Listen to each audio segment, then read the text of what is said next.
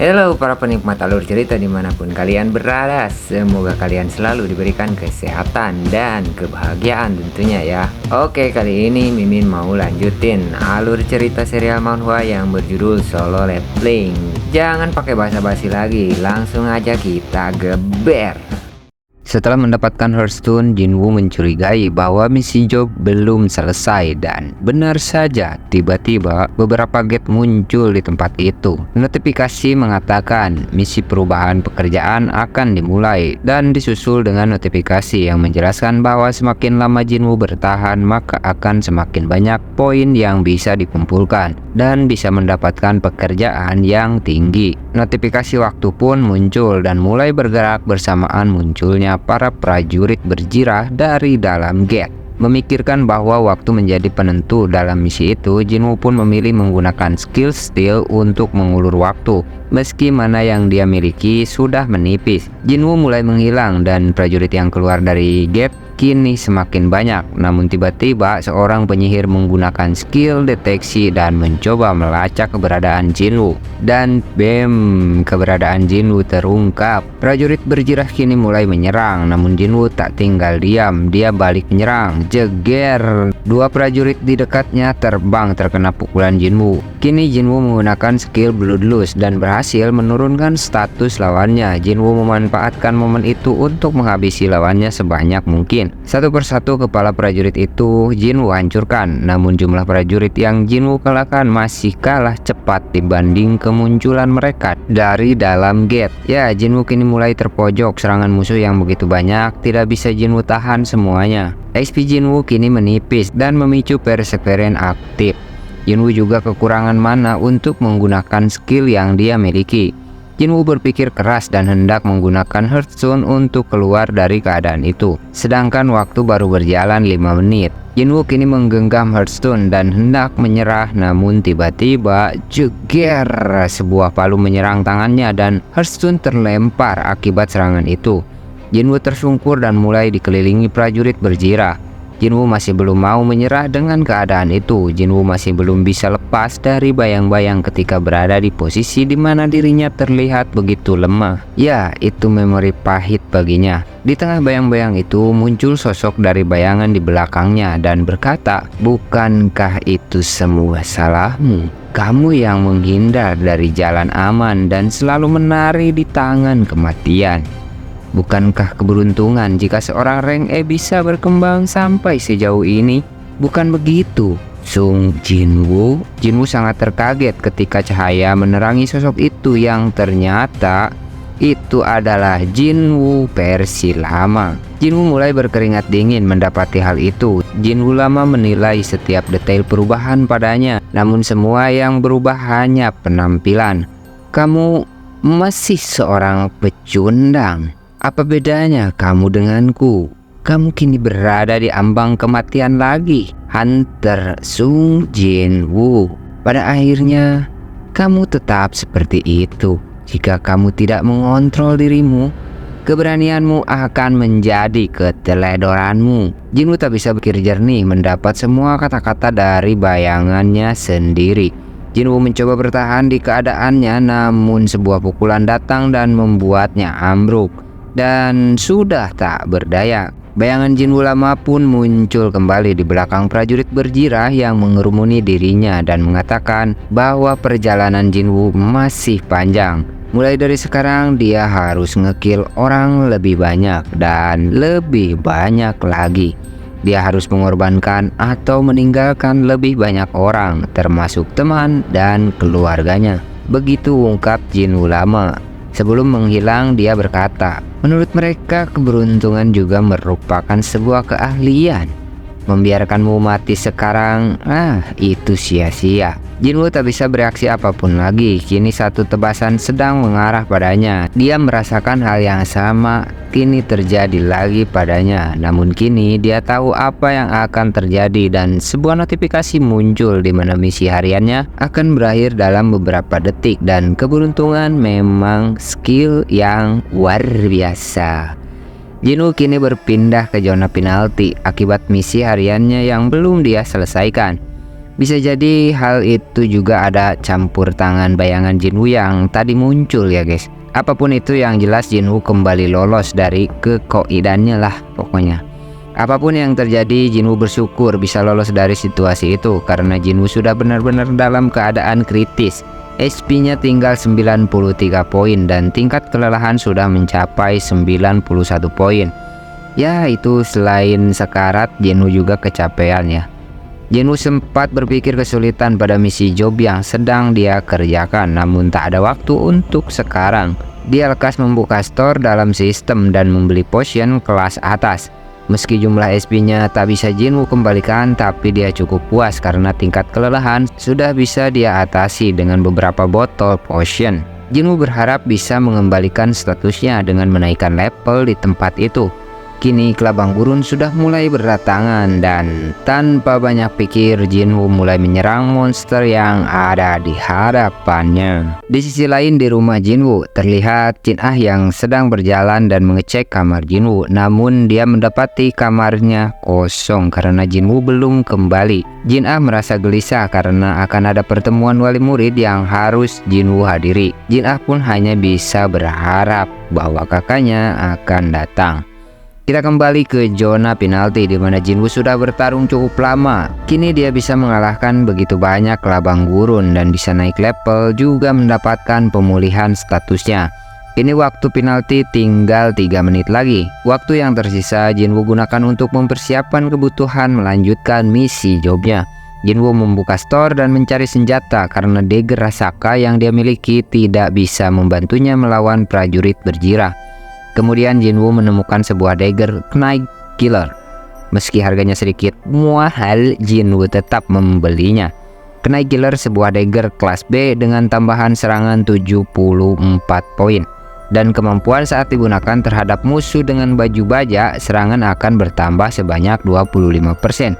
Bisa dibilang senjata spesialis penghancur jirah ya kan? Jinwoo kini mengikat dagger itu pada tangannya, berharap agar tidak terjatuh seperti Hearthstone beberapa waktu lalu. Tak cukup di situ, Jinwoo mengeluarkan runes yang dia dapat setelah melawan Igris. Jinwoo pun memecahkan runes itu agar bisa mendapatkan skill Dominator Touch dan langsung mencobanya. Meski tak bisa menggerakkan target yang cukup besar, Jinwoo sudah cukup puas karena skill itu tidak mengkonsumsi mana dalam penggunaannya. Waktu penalti pun kini sudah menipis dan Jinwoo kini kembali berhadapan dengan prajurit berjirah yang sudah memenuhi ruangan itu. Tanpa ada wasit di sana, mereka langsung adu mekanik. Kini Jinwoo bisa menembus pertahanan prajurit berjirah menggunakan senjata barunya. Menyadari sesuatu yang janggal di mana dia tidak mendapatkan experience point setelah melumat begitu banyak lawannya, Jinwoo mencari penyebabnya. Setelah melacak keadaan di sekitar, Jinwoo sadar bahwa penyihir yang berada di paling belakang tidak ikut menyerang.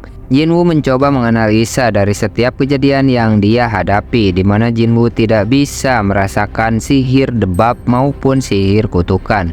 Jinwoo menyimpulkan bahwa para penyihir itu menggunakan sihir pemanggilan atau pembangkitan, karena bagaimanapun prajurit itu terus muncul dari dalam gate dan tak ada experience point ketika Jinwoo kalahkan. Setelah mendapatkan pencerahan itu, Jinwoo langsung mengeluarkan dagger Rasaka dan melemparnya dengan kuat pada salah satu penyihir. Wush! Meninggoilah si penyihir itu dan notifikasi pun muncul. Kamu mengalahkan penyihir.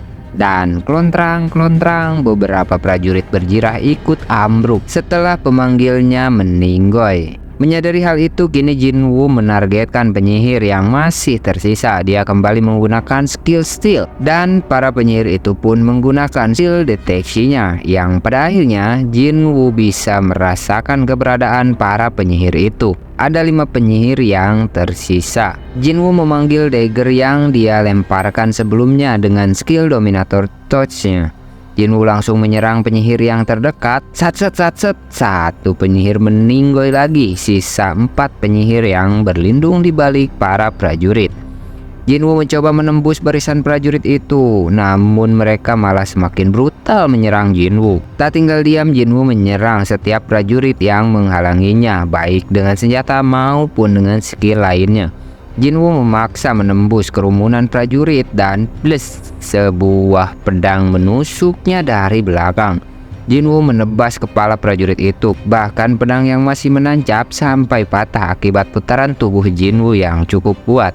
Dia cukup kesal karena penyihir yang diincarnya terus bersembunyi di balik prajurit berjirah. Dirasa cukup dekat dengan si penyihir, Jinwoo menggunakan skill Dominator Touch sekuat tenaga pada tubuh si penyihir dan itu bekerja. Jinwoo bisa mencengkramnya dan satu tebasan membuat penyihir terisekai entah kemana. 3 penyihir yang tersisa tiba-tiba mengumpul meriung, menggabungkan sebuah sihir dan menciptakan sebuah lingkaran sihir yang memancarkan sinar keunguan, membuat tumpukan jirah dari prajurit yang sudah tumbang bergetar dan saling menempel membentuk sebuah golem. Jinwoo yang berada di atas tumpukan jirah itu kini terbawa dan berada di atas punggung golem itu yang semakin membesar hingga menubruk langit-langit ruangan itu.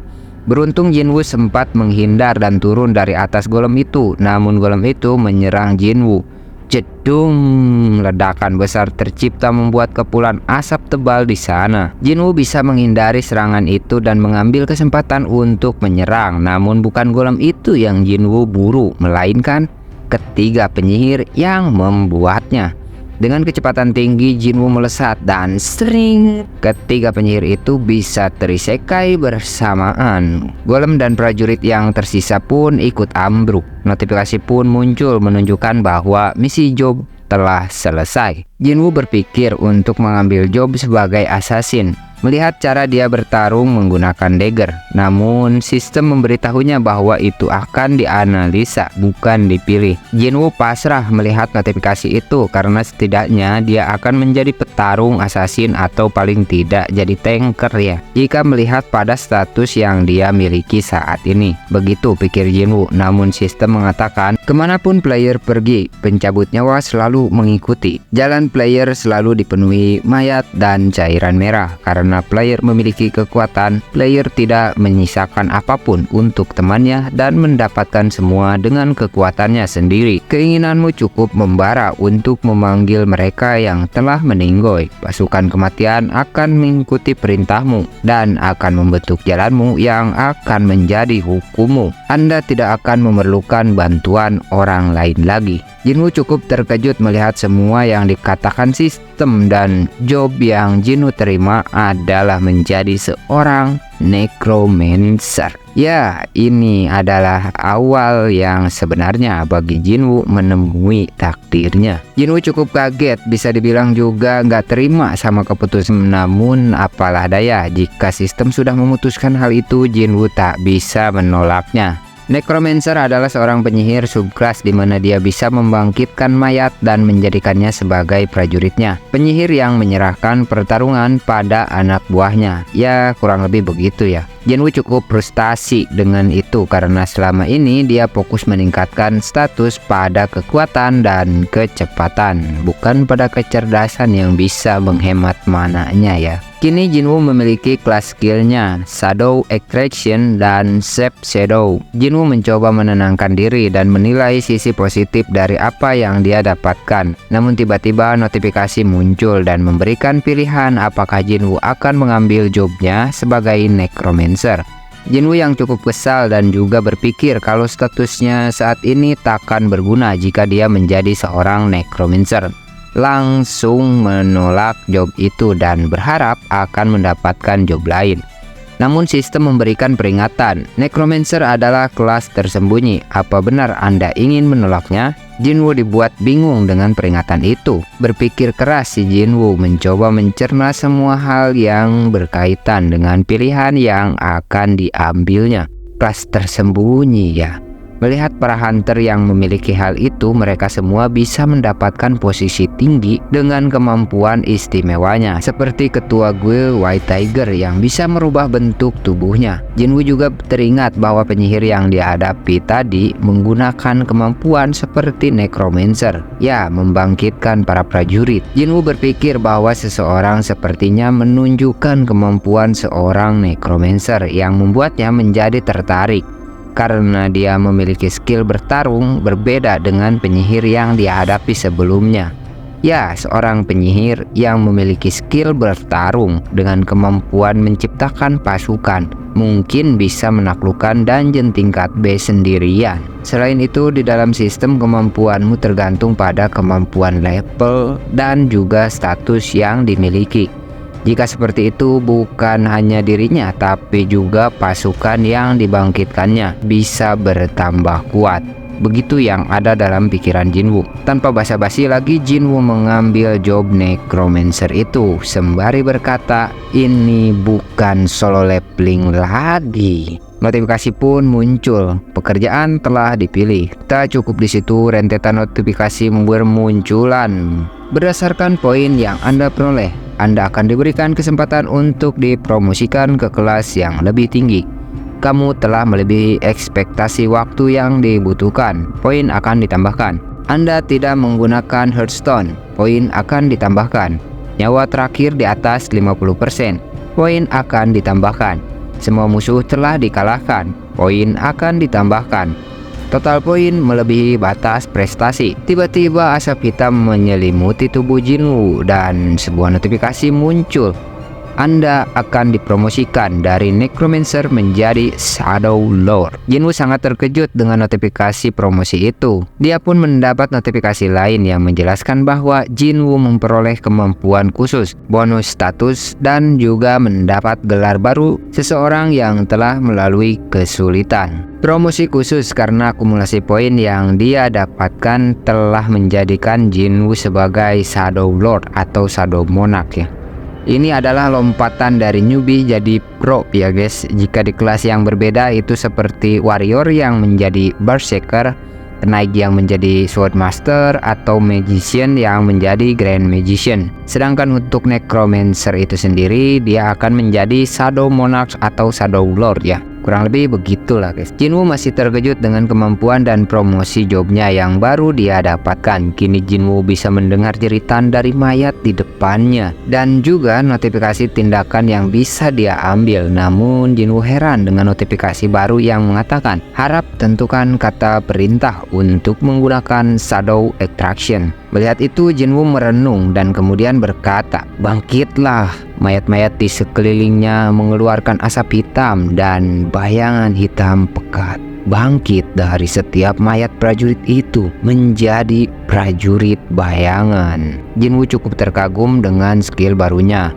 Shadow Extraction merupakan job spesifikasi skill yang tidak memerlukan mana dalam menggunakannya. Sebuah prajurit akan tercipta dari tubuh tanpa nyawa dengan cara mengambil mananya. Tingkat kegagalan akan meningkat seiring tingginya status dari target dan waktu yang berjalan setelah kematian target. Jumlah bayangan yang bisa diambil saat ini adalah 30. Satu skill lainnya yaitu Shape Shadow yang merupakan skill yang bisa menyerap dan mengeluarkan prajurit bayangan kapanpun dan dimanapun. Ya, kedua skill itu emang udah berjodoh ya, saling melengkapi gitu. Yang satu menciptakan, yang satu menyimpan. Jinwoo pun mencoba mengecek status para prajuritnya dan berpikir apa dia bisa membangkitkan bayangan dari seorang hunter rank A atau S gitu ya. Lamunan Jinwoo membuatnya teringat pada sosok kuat yang dia kalahkan sebelumnya. Ya, itu adalah Blood Red Commander Igris. Jinwoo mendekati mayat itu dan melihat bahwa skillnya bisa dipakai untuk membangkitkannya. Namun dia harus mengosongkan beberapa slot karena sebelumnya Jinwoo sudah membuat slot Shadow Extraction penuh. Mengingat skill Shape Shadow hanya bisa menampung 20 bayangan, Jinwoo pun memulangkan 11 bayangannya ke alam baka, yang mana hal itu membuat bayangan yang sudah dia kembalikan tidak bisa dibangkitkan kembali. Jinwoo merasa cukup sedih karena dia bisa merasakan penderitaan dari bayangan yang dia ciptakan. Namun Jinwoo tak bisa terus begitu. Kini Jinwoo bersiap dan berharap bisa menjadikan Blood Red Commander Igris sebagai prajuritnya. Bangkitlah! Asap hitam keluar dari mayat Igris dan wush! Asap itu berhembus menjauh dan notifikasi mengatakan Anda gagal memanggil bayangan ini. Jinwoo terkejut melihat itu. Dia berpikir kalau mayat bos monster di depannya sudah 4 jam lebih berlalu sejak kematiannya. Tidak heran jika pemanggilannya cukup sulit. Mengingat bahwa hanya 3 kesempatan untuk melakukan pemanggilan pada satu target, kini Jinwoo hanya memiliki 2 kesempatan lagi. Jinwoo pun kembali mencobanya dan gagal lagi. Sebelum mencoba kesempatan terakhir, Jinwoo kembali mengingat kisah yang Blood Red Commander Igris miliki. Kerajaan ya, berhentilah melindungi kursi yang telah ditinggalkan dan cobalah lindungi aku yang ada di depanmu. Bangkitlah. Jinwoo menyodorkan tangan seakan memberi kesempatan bagi mayat di depannya untuk mengikutinya. Asap hitam kini menyelimuti tubuh mayat itu dan pancaran kekuatan mulai keluar dan membentuk bayangan Blood Red Commander Igris. Ya, Jinwoo berhasil membangkitkan bayangan dari mayat di depannya, Blood Red Commander Igris. Nama itu cukup aneh bagi Jinwoo. Bahkan melihat dan mendengarnya, Jinwoo merasa ketakutan. Bayangan yang lebih tinggi dari kesatria bisa diberi nama. Jinwoo pun berkata, "Sekarang namamu adalah Igris." Igris pun menundukkan kepalanya seakan menghormati tuannya. Igris merupakan bayangan level 7 dengan rank naik. Ya, ini bayangan terkuat Jinwoo saat ini. Semua shadow berlutut dan memberi hormat pada Jinwoo. Jinwoo pun tersenyum dan berkata, "Jaga aku baik-baik." Melihat status Jinwoo kini sudah level 51 dengan status job yang sudah terisi sebagai Shadow Monarch dan perkembangan status lainnya yang sudah meningkat. Oke, kita lanjut keseruannya di video selanjutnya. Itadakimasu. Sampai ketemu lagi di episode berikutnya.